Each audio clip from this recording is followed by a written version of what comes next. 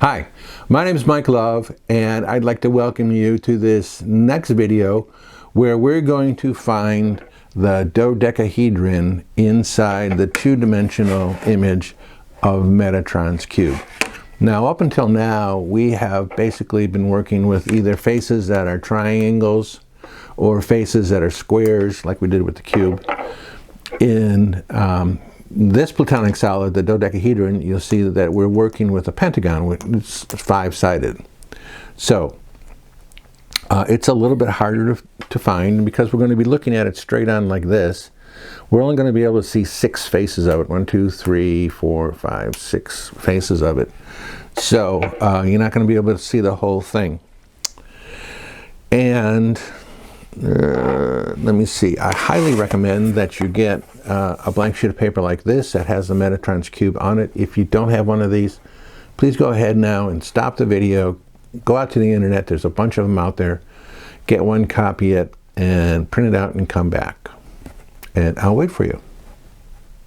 Okay, so hopefully you've got one of these pieces of paper because we're going to start drawing on them. Now, there's more than one dodecahedron here, so we're just going to focus on the smaller one because I think the smaller one's easier to see.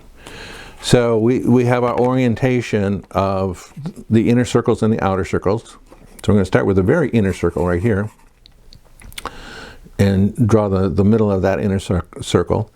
And then we're going to have an orientation of the circle here at 6 o'clock. So this is 12 o'clock, 6 o'clock, and that makes this 2 o'clock. We're going to have an orientation here, and we're going to have an orientation here. And when I say orientation, what I mean is one of the pentagons is going to actually point that way. The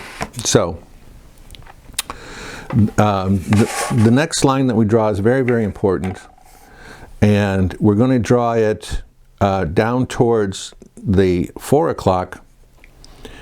But we're not going to go very far. We're going to go just to the line where the radius of the very, very inner circle is, and then to the next intersection. So we're going to go right to there. This is the next intersection of lines. It's not all the way to the middle of the next circle. And we're going to draw another line here, going down here, right down to this intersection. The intersection of these lines, you can see it's not all the way down, all the way there to the middle of the outer of the inner circle there.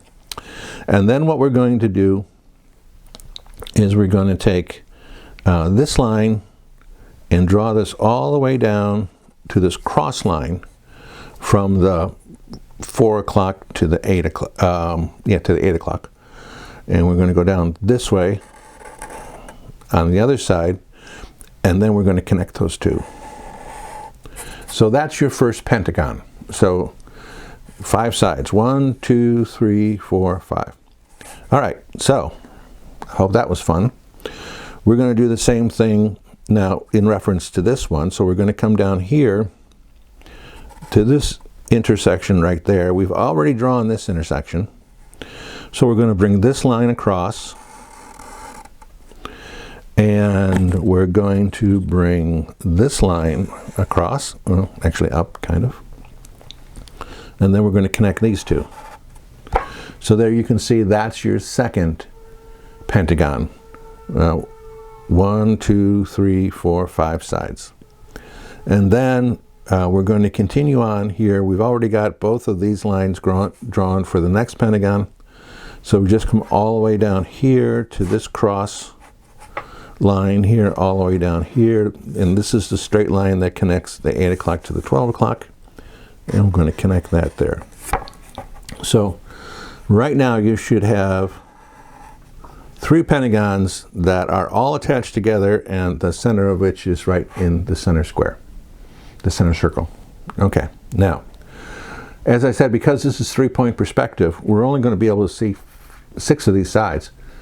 But we're not going to see them from the same perspective. So the next 3 pentagons are a little bit different shape. Although they're 5-sided, they're a little bit different shape. And let's start with this one here. So remember, we drew we drew this line down here, and then we came over here to this line that connects 12 o'clock to 4 o'clock. So what we're going to do is just right at this intersection here, where this line intersects here, we're just going to go down here just a little bit. And we're going to do the same thing up here. We're going to come down here just a little bit. And then we're going to connect these two lines using this line that connects the 2 o'clock to the 6 o'clock. So, and now you can see that there's 5 sides, 1, 2, 3, 4, 5. But because of the perspective, it's a lot smaller shape. We're going to do the same thing over here. We're going to take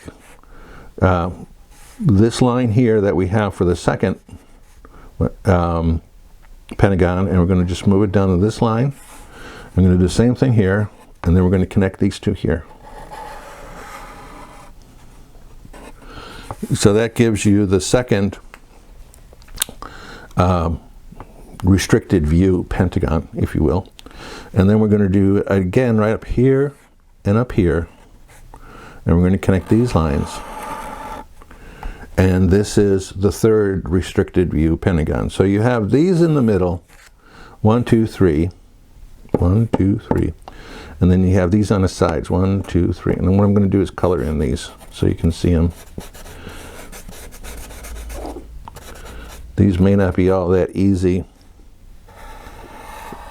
for you to understand where they are, but they're really right there. They're, you know, they're just partially restricted from sight.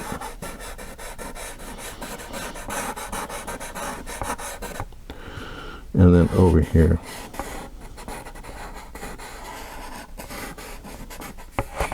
So again, you know, this is 3-point perspective. We're looking at it from this point on here. So you see these 3, and then a little bit of those. These on this, these 1, 2, yeah, a little bit of those. So hope that makes sense to you. This one is really pretty difficult to find. If you don't get on the first time, don't be deterred. Just go back and replay this video, and hopefully it'll jump out at you.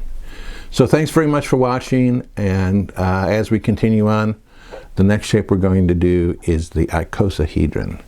Thanks very much, and I'll see you in the next video. Bye.